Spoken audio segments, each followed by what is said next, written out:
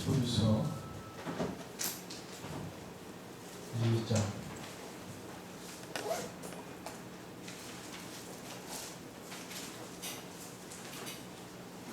1절에서 4절까지 말씀으로 고귀한 구원이라는 제목으로 말씀을 드리겠습니다.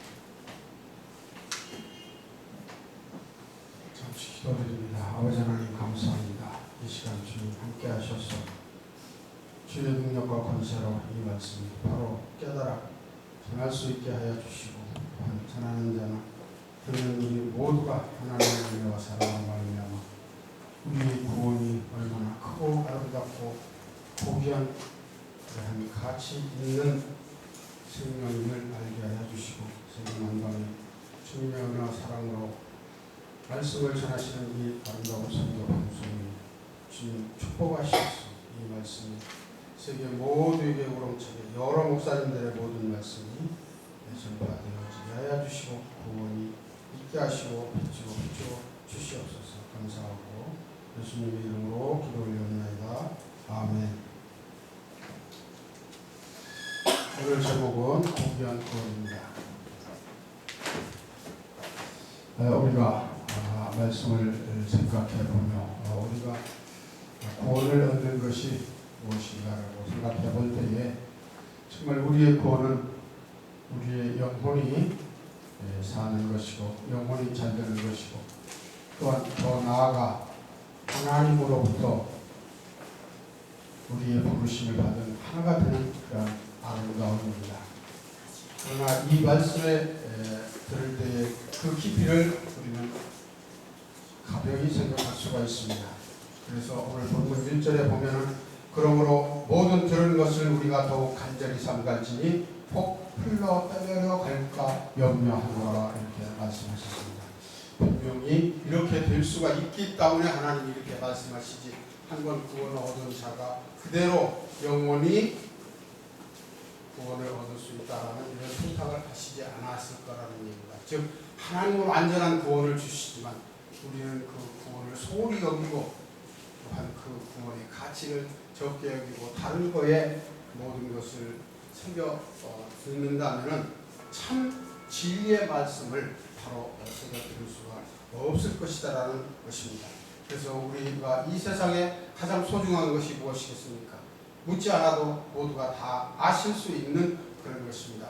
이 천하를 다 주고서도 내 목숨을 잃으면 무엇이 유익하리요 말씀을 하셨습니다. 바로 그 생명일 것입니다. 우리의 목숨일 것입니다. 그러나 그보다 더 귀한 것이 무엇이겠습니까? 우리의 영적인 생명이요 하나님이 주시는 영원한 구원의 그 은혜인데, 이것을 소홀히 해서 정말하자면 떠나려 갈 수 있다. 즉 우리의 종이배처럼 떠내려 간다면은 목적지에 달성하지 못하고, 목적지에 가지 못하고 다른 곳으로 지나가게 된다는 것입니다. 그래서 이 구원의 은혜의 말씀은 정말 우리가 이 말씀을 또 깊이 읽고 또 읽어서 정말 하나님의 그 신령한 영성이 우리에게 배일 수 있는, 몸에 박혀서 예수 그리스도의 영이 우리 심령에 함께 하셔서 우리를 지도 인도하실 수 있는 그런 아름다움으로 되어져야 되겠다라는 얘기입니다.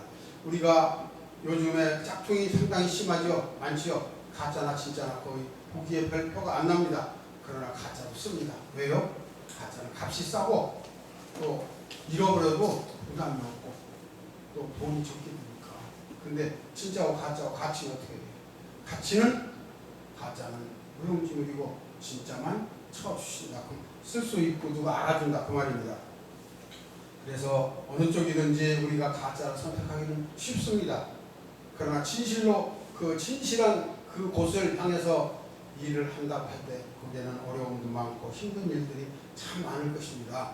그래서 우리는 정말 이 구원의 은혜에 대해서, 즉 이 고귀한 이 은혜가 구원이 얼마나 아름다운 것인가를 우리는 다시 한번 생각해보는 그런 기회를 삼고자 해서 이 말씀을 주시는 것 같습니다.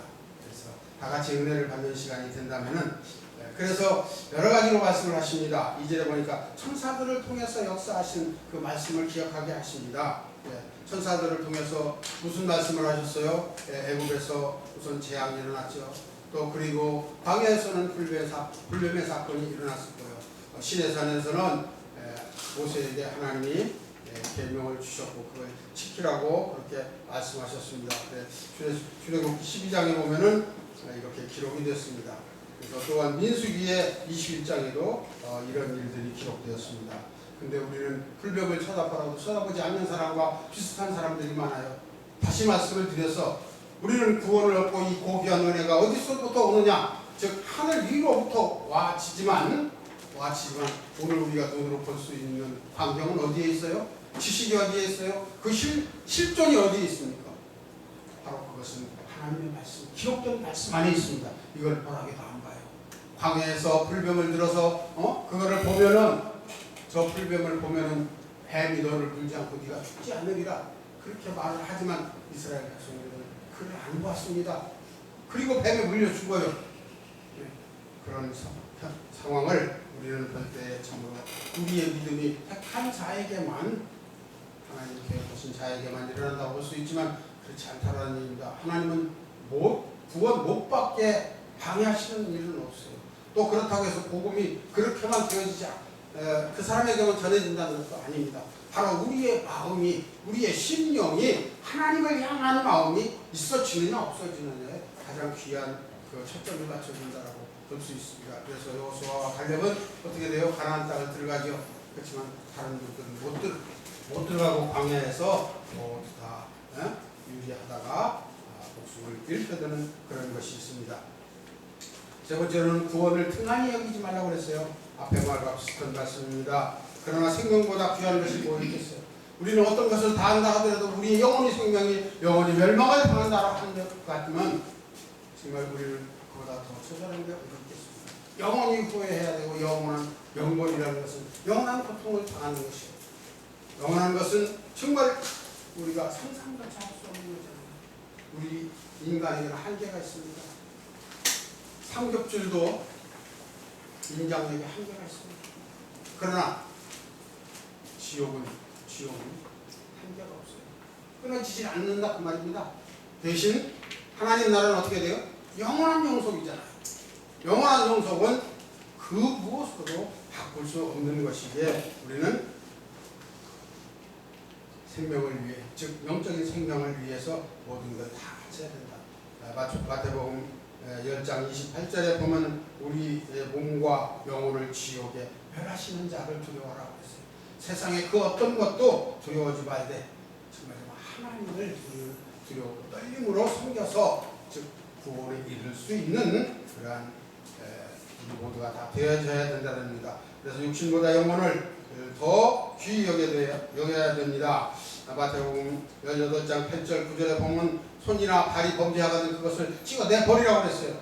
그리고 찍어내 버린 채로 하나님 나라에 들어가는 게 훨씬 유익하다고 했어요. 또한 눈이 범죄케 하거든 한 눈을 빼어버리라고 했어요. 한 눈을 가지고 하나님 나라에 들어가는 게 두 눈을 가지고 지옥에 들어가는 거다. 딱 그 말씀입니다. 참 얼마나 힘들고 어렵고 아름다운 말씀이면 이렇게까지 말씀하시겠습니까? 이해가 안 될 수 있는 말씀이잖아요. 그러나 자르고 빼더라도 천국에 꼭 돌아야 된다라고 당부하시는 말씀입니다. 네 번째로 보니까 하나님도 믿게 하시려고 여러 방법을 우리에게 사용하셨습니다. 그러나 우리는 그 말씀을 흘러간 말로 듣고 하나님이 하시는 일이니까 그렇게 하실 수 있어. 우리는 결국 할 수 없어. 이렇게 생각하고 우리는 구원을 소홀히 여기는 그러한 경우가 많다는 얘기입니다. 그래서 하나님의 놀라운 사역은 무엇입니까? 성육신 하시는 겁니다. 하나님이신 그분이 피조물 인 육신을 입으시고 이 땅에 오셔서 사람의 모습과 똑같이 그 고난 고통 모든 걸 다 당하시고 우리를 구원하시려고 그렇게 자기 아들을 우리에게 보내셨습니다. 로마서 8장 3절에 보면 자기 아들을 죄 없는데 죄를 있게 해서 우리 죄를 대신 짊어지게 하셔가지고 그를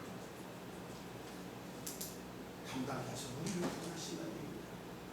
얼마나 정말 눈물이 아니고는 그 말씀을 우리는 피할 수 없는 그런 책입니다. 그래서 존귀와 영광을 받으실 수 있는 하나님은 이러한 일을 하셨고 담당하셨고 능히 하실 수 있기에 우리가 찬양을 해야 되고 우리가 매일 예배를 드려야 되고 그분의 아름다움을 우리는 정말로 사모하고 사랑해야 되고 그분의 사랑이 우리 심령 속에 함께 하여지기를 그렇게 원해야 됩니다. 디모데전서 3장 16절에 영광과 존귀 가운데 우리를 구하시고 구원하시고 올라가시고 그냥 계십니까? 그냥 계시지 않아요. 성령의 역사하심으로 구원에 이르게 하신다고 말합니다. 오늘날 우리가 하나님을 믿고 의지하는 것은 우리의 능력과 재능과 기능으로 또한 우리의 실력으로 이게 하나님을 믿고 의지하는 게 아니에요. 하나님이 우리를 붙들어 주시지 않는다면 얼마나 아름다운 그 믿음을 가질 수 있겠는가. 다시 한번 생각해 봐야 됩니다. 우리가 어린아이를 키워보시고 또한 자녀들을 길러보시는 분들도 계시고 다 그런 분들인데 아이들이 놀 때 한계를 딱 보지 않아요. 넘어가지 않을, 다치지 않을, 위험하지 않은 상황에서 항상 놀게 하고 그것을 바라봅니다만 결국 그렇게 기른 아이가 부모의 마음대로 다 되어집니까? 부모의 원하시고 바라는 대로 자라질 않고 성장되지 않더라는 얘기입니다. 그래서 인생은 두 번이에요. 결혼을 시켜보니까 자기 부인 오고만 오고 부모는 떠나가더라. 부모는 별로 생각하더라 이런 얘기입니다. 즉 사람의 마음이 변할 수 있다는 얘기예요. 환경에 따라 변할 수 있다는 얘기예요. 우리가 믿음을 갖고 구원을 받았다고 그렇게 생각할 때 성령님을 의지하지 않냐고, 즉 성령의 역사하신가, 즉 말씀을 의지하지 않고서는 결국 어떻게 돼요? 불효자가 되듯이 우리는 하나님을 멀리하는 그런 사람밖에 될 수가 없다는 겁니다. 그래서 이 존귀하고 고귀한 이 믿음을 우리는 끝까지 절대 바라보면서 하나님의 역사하심이 우리와 함께 하시기를 그렇게 말씀을 하고 있습니다. 어디에요? 로마서 15장 18절에 그래서 이방인에게 증거하자면 우리에게 구원을 주셨습니다. 우리는 이스라엘에게서 반대되어져서 우리에게 넘어온 이 구원이 얼마나 아름답습니까? 근데 우리 이 말씀의 구원은 어떻게 돼요? 토속신앙과 짬뽕이 되어진 경우가 많아요. 그래서 제가 늘 외칩니다만 기복신앙이 되었어요. 하나님만 온전히 믿지 않아요. 교회가 복음된 것을 원하고 있어요. 예루살렘 성전이 그렇게 아름답게 지어졌지만 하나님은 어떻게 되셨어요? 주님은 그를 걸고 3일 다시 지시하셨어요. 즉 우리는 3일 성전을 사모해야 돼요. 교회를 헐자는 얘기는 아니에요. 교회가 어떻다는 얘기는 아니에요. 그러나 교회가 바로 가야 돼요. 말씀으로, 진정한 말씀으로, 하나님의 말씀으로 바로 서지 않고서는 그 많은 성도들이 방황하고 있다. 교회에 다닌다고 해서 모두 다 구원받는 게 아니잖아요. 진짜 성도가 되어져야 돼요. 그래서 우리는 다시 한번 말씀을 드리지만 표적과 기사와 능력을 베푸신 하나님의 그 위대하신 능력이 결국 오늘 우리도 성령으로 인도하셔서 주님이 곁에 계실 때와 같이 제자들과 함께 계실 때와 같이 오늘 또 인도하시는 겁니다.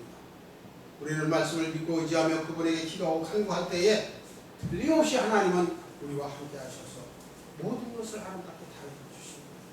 사람으로서 할 수 없는 일도 하게 하십니다. 많은 기적도 많은 것도 다 역사하시고 그대로 이루어 가시는, 마음만 먹으면 이루어 주시는 그런 하나님을 우리 모두 다 체험하셨을 줄로 믿습니다. 말씀에 의지해서 기도로 간구하고 그 기도가 성령 하나님의 역사로 말미암아 우리의 뜻이 이루어지는 게 아니라 하나님이 원하시고 뜻하시는 고귀한 구원에 이르는 그런 아름다움이 있기를 바라고 우리 모두 다 하나님 나라에 또한 우리 옆에 계신 모든 분들이 이러한 믿음으로 말미암아 승리할 수 있는 그런 믿음에 다 이르기를 기도하시면서 우리 사역을 다 같이 아름답게 이끌어 가시길 바라면서 말씀을 냈습니다. 감사합니다. 네. 기도합니다.